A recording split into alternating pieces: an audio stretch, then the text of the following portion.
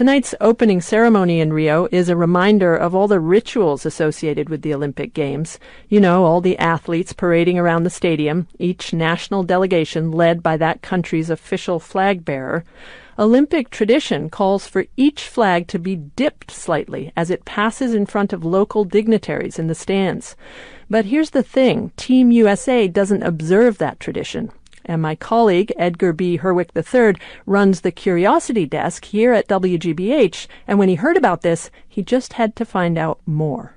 Well, it honestly all started with a tweet which I saw from the publication Mental Floss, and they sort of had a link to an article they'd done some years ago that said, why doesn't the U.S. dip its flag? And just dip its flag. I was like, what? What is that? So, I read that, and it left a bunch of questions for me still unanswered, so I decided to kind of go to the source and find out a little bit more about it. So what is the ceremony, and why do U.S. athletes refuse to dip the flag? So it all started in 1908, and we're not exactly sure why, but legend says the reason was the flag bearer that year for the United States was a shot putter named Ralph Rose. He was an Irish-American, as were a lot of the folks on that team. The Olympics were in London, and the suspicion is that because the Irish team then had to compete under the Union Jack, he refused to dip the flag to the Union Jack and to British officials in protest.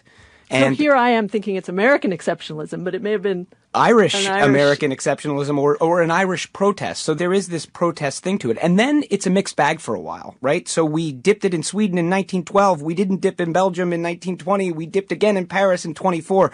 But when it really becomes a true tradition for the United States is in 1936. Both the Summer and the Winter Games were in Germany and Hitler's Germany. And it was decided by the USOC that year that our policy was we were not going to dip the flag. In fact, we thought about not going to those Olympics. But what we settled on was we're not going to dip the flag. Which you can understand.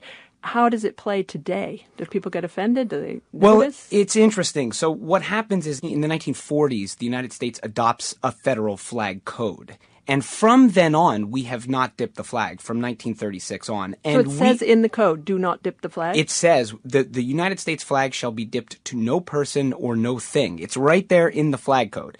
And we have sort of depoliticized it over the years and say, well, it's in the code. And certainly in the early years, it was seen as a little bit of American exceptionalism, American braggadocio by other countries. But interestingly, once the Soviet Union enters into the Olympic movement in the 50s, they stop dipping their flag. Then there's a little bit of a flag arms race. And it got to the point where in 1992 in Albertville, 60 of the 64 countries did not dip their flag. Wow.